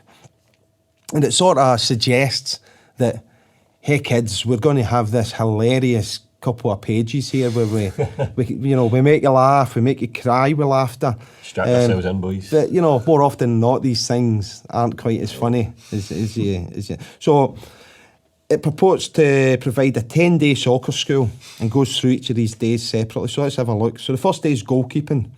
So they couldn't get Peter Shelton, but they've got Desmond Thribb. Yeah, I have no idea what that means. Desmond Thribb. I don't know if it's a play on words, if there was somebody called Desmond Thribb. Yeah, anybody help with that? Who was Desmond Thribb? So day 2 is about football skills. So this is the first bit that I think I can recognise as a wee bit of comedy coming in from them. They say, we tend not to concentrate on them too much. Right, okay, fair enough. That's moderately amusing. But, you know. Day 3, contracts. The most important lesson for the modern footballer. Top solicitors, Gibbon, Bunn and Gibbon, to advise how to squeeze the last drop of money from a club. Yeah, you know, I don't really see the humour. There we go. Day 4, choosing an agent. The Reverend Barnaby Basin will advise. At this point, I'm thinking they like their alliterations, don't they? They like their alliterations. Day 5, learning languages, teachings in French, Italian, Spanish and Albanian. There's still no smile has crossed my face yet. Day 6, the perfect penalty shootout. They're still hurting from the World Cup 1990. So Sergeant Gunther Gimmler teaches you how to cope with penalties. So obviously, the guy who's teaching you penalties is a German. And his name is Gunther because that's what Germans are called. And Gunther Gimmler because that's what other Germans are called. So there we go. Rolling around a lot is on day 7. So they've got Tom Crude teaching you how to dive. Tom Crude, you get it? Tom Cruise. Tom, you get it? I don't. Ah, right, okay. Sorry, we'll move on. Right, okay. So day 8 is dealing with the press. Karate with one low blow. Right, I mean, that's the opposite of funny. That's taking fun out of me rather than giving me fun. One low blow, it's, you know, okay. Day 9, be a manager. Thicken your skin as you're shown how to deal with chairman and other problems. Right, okay, that's just as funny as everything else. Day 10, golf. A lesson from Nat Faldo. So all they're doing really is just changing names slightly. Tom Crude, Nat Faldo, and expecting us to laugh at that. It's just lazy. The timetable, the day starts at 4 in the morning and finishes at 3 in the morning. It costs 14,357 quid. Right, okay. Send your cheques to P.O. Box 12, Sellafield. Or phone and ask for Berlinder Carlisle United. Right, okay. So Carlisle being a popular pop star of the day. Right, okay. I can't believe we're even going to try and explain that. It's just absolute. So basically, as I suspected, did you find anything humorous in any of that? No. Did you? No. No, anything? No. I mean, No. they promised us a hoot, and they gave us a, huh? So nothing from there. Page 39. Now, I've done a wee bit of... Sorry, I was skipping over Shoot's World Cup shortlist. Go for it. Or sort of well, just a couple of wee things that are irreverent sum up of the World Cup. 10 terrible haircuts, and they mentioned Chris Waddle twice. Before the semi-final and after. So, again, so Chris Waddle had that classic mullet. Right. But for some reason, on the semi-final, he had it shaved right off. Wow. So he had it, Right. he had it shaved off, and it looked like a bad haircut. Wait, was it Ronaldo bad? You know, No, that no, World Cup it when wasn't he came out and that, it was yeah, like, that you Ronaldo knew there one, was something going on there. Yeah, with that bit of hair at the front. Aye. And an interesting wee thing that they say, 10 things we won't miss for the next 4 years, and one of them is the Sun's racist headlines. I just thought that was interesting to note. Was Rody Voller's hair mentioned in it? Well, there is a wee picture of him there, so yeah, I think Yeah. his There we go. 10 terrible haircuts. Carlos Valderrama is number 1 for the 10 terrible haircuts. Yeah, the sort of anti sort of mullet. It seems sounds to as though it's quite a valid list yeah, for that, you know. yeah. So page 39. I want to go through this. Okay. So there's an advert. Stadium and club tours, behind the scenes tours based in Peterborough. So this is a day trip by coach, an executive luxury coach no less, with refreshments, videos and toilet facilities. And basically it's on the 31st of July. It's going to take you to Man United, Liverpool, via Peterborough, Grantham, Doncaster and Halifax. So it's taking you to a trip through all these grounds, sort of central England up to, you know, Lincolnshire, up to Lancashire and then Merseyside. So I've looked at the mileage and the times. Okay? Right, so Peterborough to Grantham's 43 minutes. Grantham to Doncaster is an hour and 2 minutes. Doncaster to Halifax is an hour and 3 minutes. Halifax to Manchester is 49 minutes and Manchester to Liverpool's 49 minutes. Okay, so let's say we start at 9 o'clock in the morning and it begins at Peterborough, at the ground, right? Okay, so you're not getting picked up anywhere else. You're starting at the ground. So let's say we'll spend an hour in each club doing the tour and you're allowed a 15-minute toilet stop. So you're allowed to drink and, you know, eat on the bus. Okay, so Peterborough, 9 o'clock to 10 o'clock. That's where you spend the time doing the tour. And then you get the bus to Grantham, which takes 43 minutes plus a toilet stop, 1 hour. So you arrive at Grantham, 11 in the morning. You take the hour for the tour, it's noon. You then get the bus to Doncaster, which takes just over an hour plus a toilet stop, so an hour and 15. So you arrive at Doncaster, 1:15 in the afternoon, takes you through to 2:15. Again, you go to Halifax, you get there for 3:30. You have your tour, 4:30 in the afternoon, you're ready to go to Manchester. So that takes about an hour, 5:30 to 6:30, that's your Manchester tour done. Off you go to Liverpool, you can arrive there 7:30 and you're done by 8:30. Okay, so you've started at 9 in the morning, it's now 8:30 at night, you've done your tours. But they've obviously got to take you back to where you started, right? So the trip back to Peterborough takes 3 hours and 10 minutes. And we're going to throw 2 toilet stops in the way as well. So let's say 3 hours, 40 minutes. So you arrive back in Peterborough at 10 past midnight of the next day. Wow. I hope you've brought a big cargo. So that's a big day. And that's not assuming, I mean, you're not deviating from that. So you 9 o'clock in the morning through to 10 past midnight the next day, and then you've got to find your way home. Does that sound as if that could be a really, really interesting? I mean, I'm sure it was really enjoyable and stuff, but you imagine how drunk you'd be. You wouldn't do that sober. At least you might do the day sober. Aye. But that 3-hour journey back, man, you get. Aye. So you done many out, Chris, away days to games on the bus? Well, last one I went to was season before last night. Went up to Ross County with Celtic. Right. That's brilliant. That's cracking. That's a good away day. On the bus for 7 in the morning or something. First can is sparked. 7 in the morning, it's brilliant. So it's one of the things that I miss, because Andy and I are Claybank supporters, and now that we're in the juniors, the away days are kind of only about an hour kind of away, right, and it is one of the things I miss from the senior days, is getting those trips up to Brecon and Forfar, and just having like that an away day early morning. It's good, it's really exciting, isn't it? Yeah, like, stopping off at Auchterarder for chips on the way back. Saying that, I mean, it's so some of the junior grounds in Ayrshire can be a little bit tricky to get to. I mean, there was the one you never even bother coming the other week because you says, "Oh, it's too difficult to get there." Remember that? Aye, but you could have made that one of these days. Public transport. You could have went in that and says, "This is just like going to Brecon again." Yeah, but it's no, not. you went, "Nah, I can't be bothered." If we were going to Brecon, you'd be like, "Nah, I can't be bothered."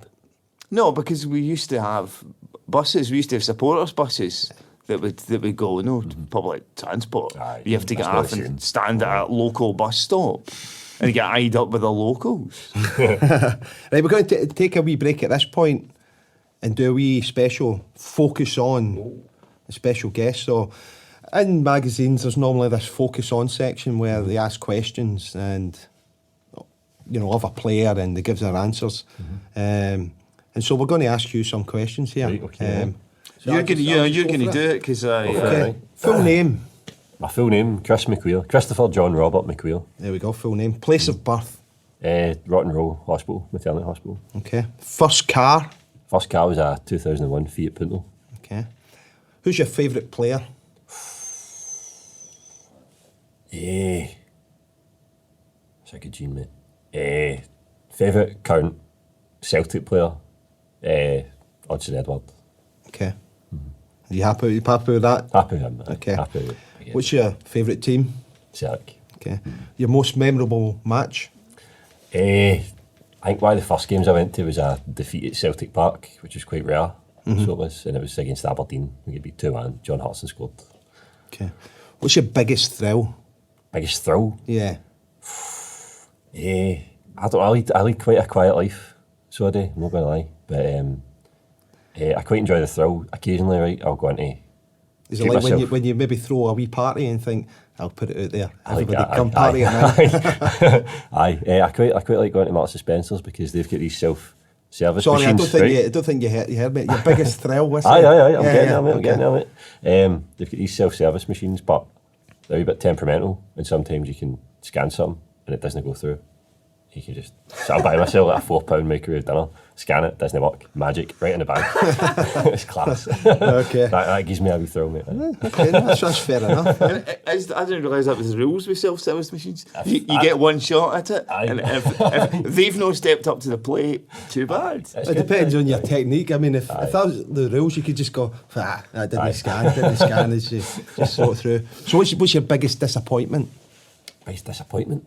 When things scan accurately. I need to pay for my dinner. Right, okay. What's the best country you've visited? I've not been many places, but I wouldn't. It's in Scotland. My favourite trip was out at Skye. That's fine. That'll absolutely do. Your favourite food? Favourite food? Spaghetti bolognese. Spaghetti bolognese. Miscellaneous likes. Just an example of some things you like. Some things I like. Just 2 or 3 things. I'm quite into motors. Do you like motors? I used to collect when I was a wee boy. I've still got a wee soft spot for them. It was wee ornamental dugs, wee wally dugs. Right, okay. I was quite into them when I was a wee guy. Quite a niche thing to get into. Still got them? Still got a few, aye. Yeah, I've got them in the house, aye. What else do I like? Stealing from Marks and Spencer's. Right, okay. We're not going to get Marks and Spencer's as a sponsor, are we? No. Yeah, Chris McQueer banned from all Marks and Spencer's. So on the likes, the miscellaneous dislikes, what drives you up the wall? What drives me up the wall? I don't like, kind of true crime YouTube stuff. See stuff like that drives me mental. I don't like it. I think it's quite morbid. Right. So it's people analysing these serial killers and getting into the victims and they're taking all this kind of glee with it. I don't like it, doesn't it? Yeah. Sit right with me. I don't like when I'm driving and people don't give me the wee thank you wave. If I let them go, it just infuriates me, so it does. Aye. Yeah. Favourite TV show? Favourite TV show? Probably either Black Mirror or I quite like, there's a new one on Netflix, that Living With Yourself. It's got Paul Rudd in it. So he's he's Stimmy. So him dealing with his clone, and his clone's kind of try to take it. Yeah, I started watching that. It's quite good. I enjoyed that. Favourite singers? Favourite singers? My favourite band is Oasis, so it is. But my favourite singer is probably Johnny Cash. Johnny Cash, good shout. Favourite actor? Favourite actor? Buffy Tom. Probably Joaquin Phoenix. Right. Have you seen the new movie? I've, aye. It's not my thing, you know that, but I thought it was absolutely fantastic. That's brilliant, aye. What a performance. He's amazing to us. I mean, you can sometimes get caught up in it with people saying this is a brilliant put, and you think, okay, but I just sat there and it was like, you know, it's the world of Twitter and things like that, and you're never far from your phone, and there's very few times where I just don't even think about it, don't even check on it, and that was one of them. I was just glued to it, and it was like, this is amazing. Did you watch it in the house or in the cinema? Legally, in a cinema environment. I see. So, have you seen the Maradona documentary? No, I meant to go and see that. It's waiting at GST. Diego Maradona documentary is great. Yeah. Aye. I've not seen that one yet. I'll watch that in a cinema environment as well. Yeah, I think it's out on DVD now. So, who's your best friend? Who's my best pal? My dog, my wee dog Timmy. Your wee dog, aye. He's my best. What's his name? Timmy. That's right. Aye. Of course. Biggest influence? Biggest influence? Probably my granny. Like, she's probably the biggest influence on my writing because she's just fell apart. She's brilliant. She just tells me stories, and her and my granddad, they just go on and on like all these mad tales. I think it's the biggest influence on my life. About the writing, did they encourage you to do things like that, or was it just something that you just started thinking? I just kind of started it, and it was something that my family were a bit surprised I was doing when I told them. So I'd been doing it for a few months before I told them. I kind of came out and told them, and they were like, Oh, Was it one of what those? do you mean? Aye. Right, Mum, Dad, Aye. we need to have a wee chat here. I was like that, and aye, when they read it, they were dead supportive. Aye. And then my mum was saying to me a couple of weeks ago, she's like, "Do you know something? I never ever thought you would do anything with it. I thought it would just be a hobby." So, I think it's all just came out the blue for you then. just thought it came out of the blue. Aye, it's been bit of a just roller been coaster. mental, aye. It's been brilliant. Last 2 years nearly I had a chance to stop and look at what I've done. 'Cause it's just constant. Like as soon as I finish something, I'm right on to the next thing. So I just love doing it. It's brilliant. So, No, absolutely. There's nothing better than doing something you enjoy, and That is, you know, aye. I mean, I've with this sort of stuff myself. It's like it's a hobby for me. You know, I mean, I'm not getting anything out of it other than all this stuff. And, there's nothing financial or that, but it's just I do it for the love of it. And Aye, that's it. Aye. if you can get a job that you get that feedback from, that you get that enjoyment from, Aye, God, you that's take it. it. So last question. Well, Sorry, I'll let Andy Sorry. say his last question. Go for No, last question. Right, so which person in the world would you most like to meet? who would I most like to meet? They always say, didn't they? Should they meet your heroes and that? 'Cause you'll just be disappointed. But I'll tell you in a wee second, but don't worry about that. aye. I'd have loved to have sat down with like Kurt Vonnegut, the author, the kind of sci-fi author. I'd love to have sat down with him.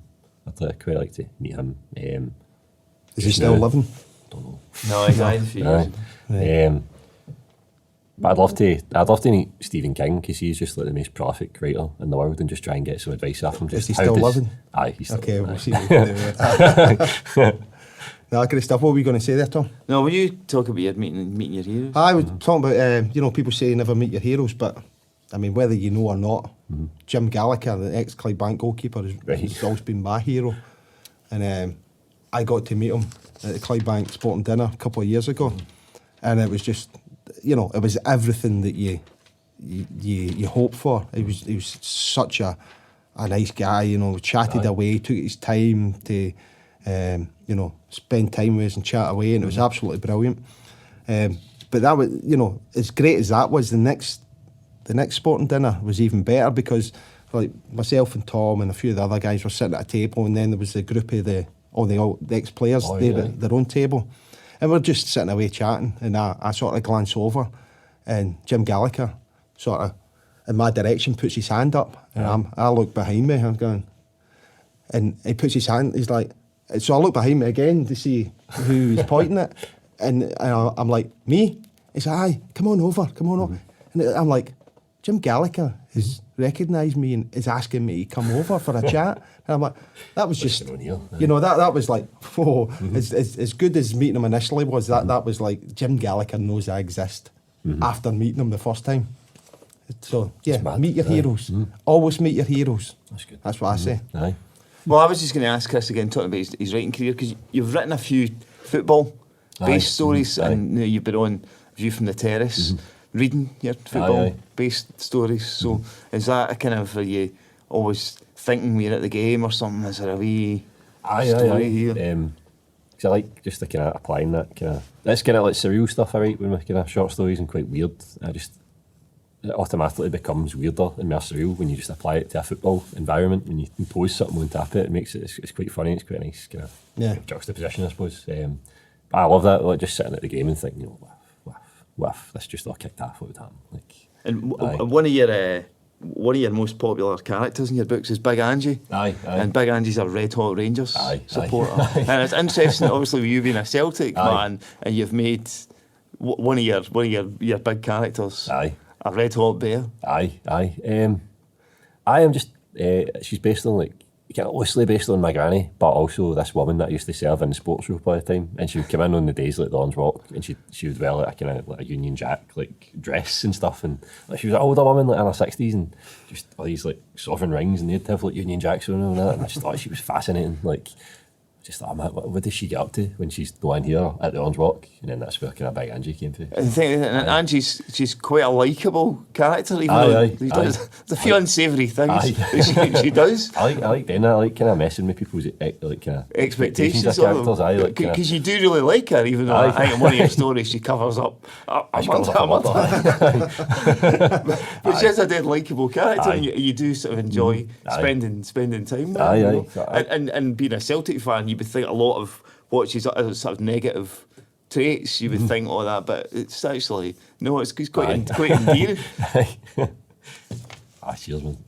Okay, so we'll go back to the magazine. Still on page 39, I think. So there's a what's on section. Maybe a couple of wee things I want to point out. So Wednesday, 25th of July, says recent amendments to the laws of the game became operational across the world. One of these is a player level with the last offender is no longer offside. So it's just one of the fascinating things about reading back in the old magazines is that you do get a sense of, wow, before this point, this didn't happen, or this wasn't a rule. So Wednesday, 25th of July, 1990, before that point, if you were level with a player, then you were offside. So the rules changed, saying that if you were level, then you weren't offside. And I think the whole offside thing is, we could go on a whole podcast about that with me. I mean, I just think, for me, it should be daylight. Even if you're ahead of a player, if some of you is in line with them, it should just be. But back then, it used to even be 3 players. It was back in the 20s or something. It was 3 players you had to have sort of in front of you. Wow. Then they changed that and made it 2. And then like that, it used to be that you had to be second defender had to be ahead of the attacker, and then it became online. But now it just gets muddied. So Thursday the 5th of July, FIFA deny rumours an Argentinian player failed a drugs test at the World Cup. Anybody, any thoughts on who that might have been? So that could have been one of many, I suppose. Thursday the 12th of July, apart from the walks that were going on that day, John Collins joined Celtic from Hibs for nearly £1 million, and Rangers complete £1.2 million signing of Oleg Kuznetsov. So, it was quite a quiet day in Glasgow that day. So what did you think of John Collins, a Celtic? I always liked him. I always liked him when I was younger. I remember because my ma and my auntie used to work at Celtic Park, and my granny would always ask them, is he handsome in real life as he is? I just remember when he was at Celtic with Ronnie Dyler, there was always a talk about him showing off how fit he was to the new players and doing press-ups in the change rooms and all that to try and intimidate them. Just a character, so he was a good player. He was certainly a good player for Hibs and a good player for Celtic. He had a good career, obviously. And there's a suggestion there that Roma were going to pay £6 million for Paul Gascoigne. Wow. Well, he went to the other side, didn't he? He also went to the other side of Rome, We then come to a competition to win some Gaza footballs. The Gaza Dazzler. Yeah, the Gaza Dazzler. Yeah. As I say, already Gaza Mania had kicked in. It was like, how can we make money off this? Aye. Now, the balls are supplied by Stuart Surridge. Now, Surridge is a name. I don't know if you've heard the name Surridge when it comes to football gear. I think it's more... I've seen it with some teams around this sort of era, lower division ones, but I think it's more synonymous with cricket gear than anything else. So I think they were big suppliers to the cricket world. But in order to win some Dazzler footballs, who was the Newcastle manager that sold Gaza to Spurs in 1988? Any ideas? Because I never checked this now. Did you know? Is that not I thought some Tom will check. Well, let's ask that out. So let's if you want to win a Gaza Dazzler football, and by that I mean just the idea of it, then send your answers somehow.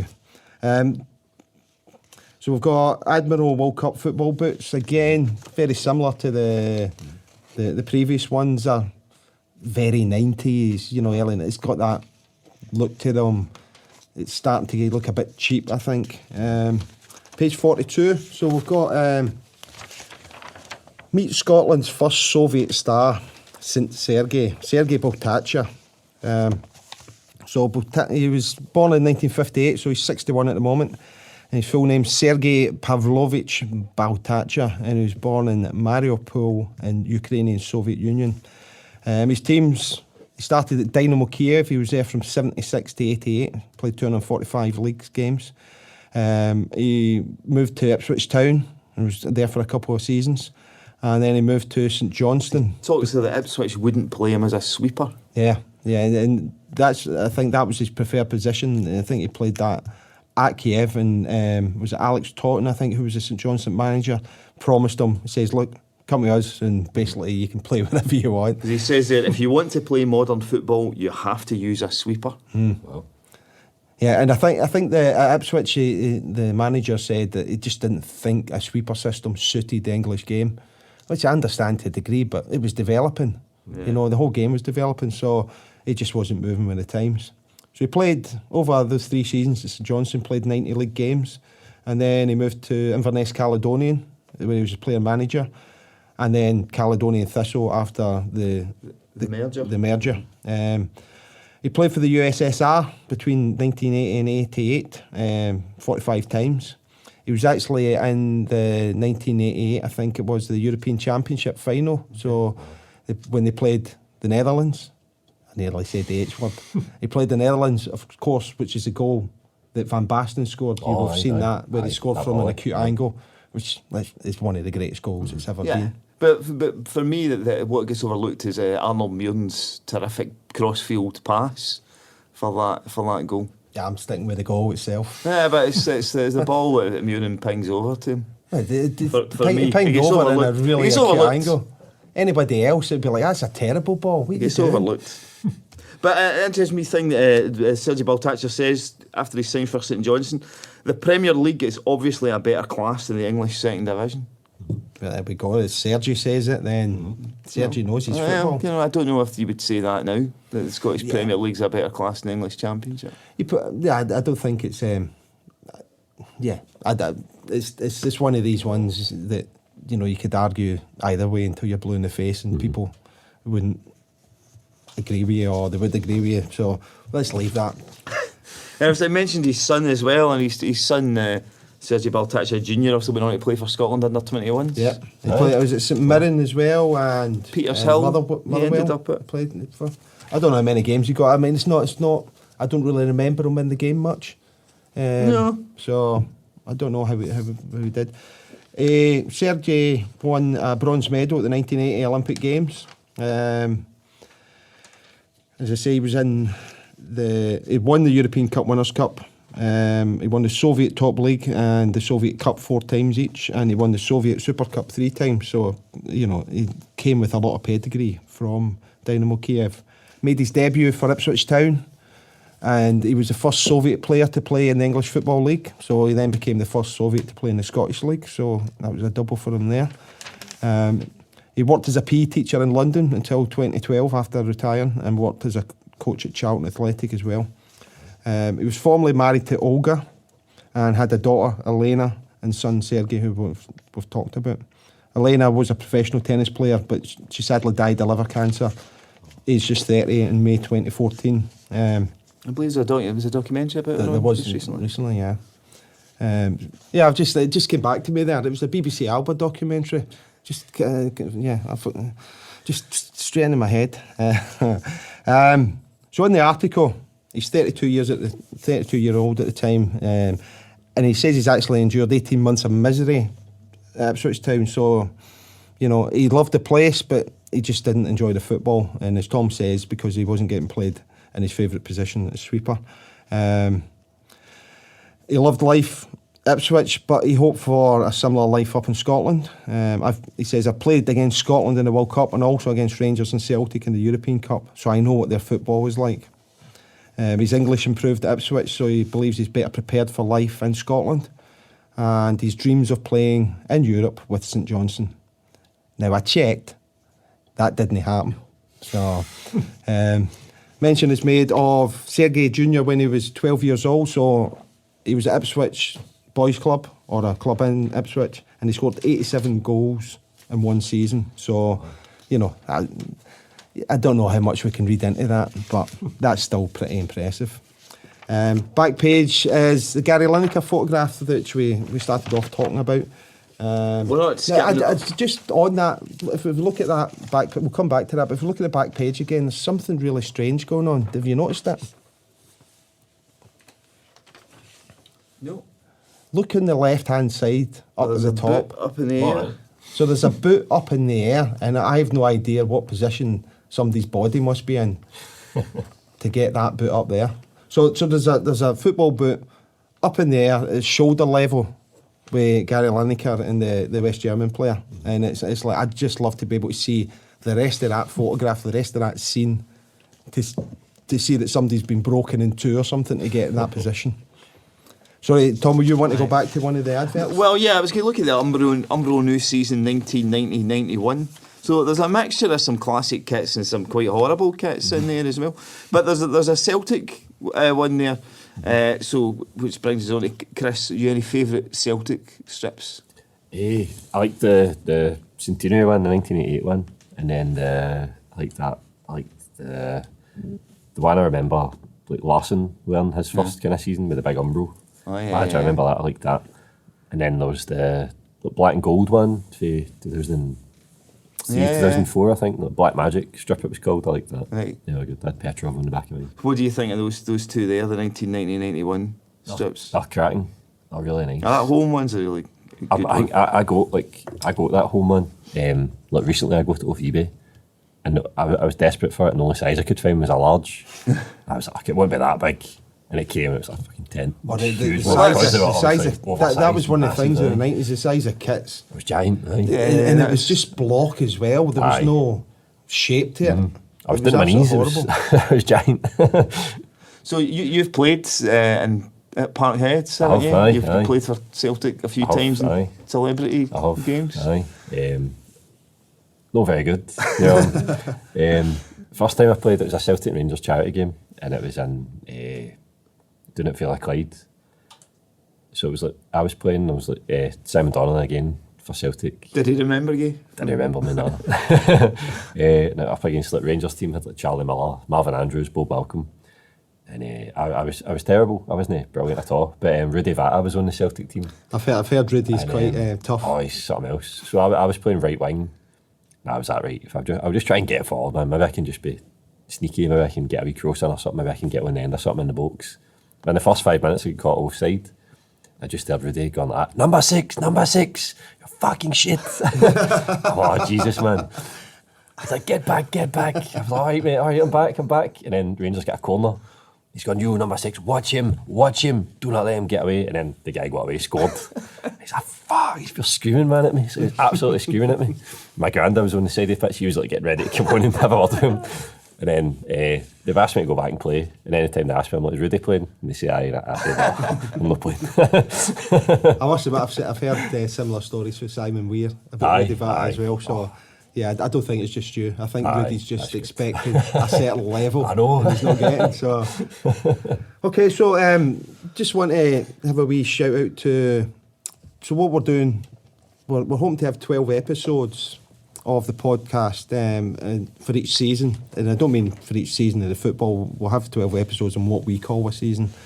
And for each season, we're going to have a charity partner that we're going to team up with the podcast. So this season, we're pleased and delighted to announce that Back On Side is our charity partner this season. Now, they are basically a charity to support mental health issues, and a lot of it's geared towards in sports. So we'll get more information on that and share it on Twitter, on social media, and in our subsequent podcast as well. But what we're going to do is we're going to have a donate button as part of this podcast that you can donate some money to. And as part of that, it will, for every £1 that you donate, it will put you into essentially a raffle. It will buy you a raffle ticket.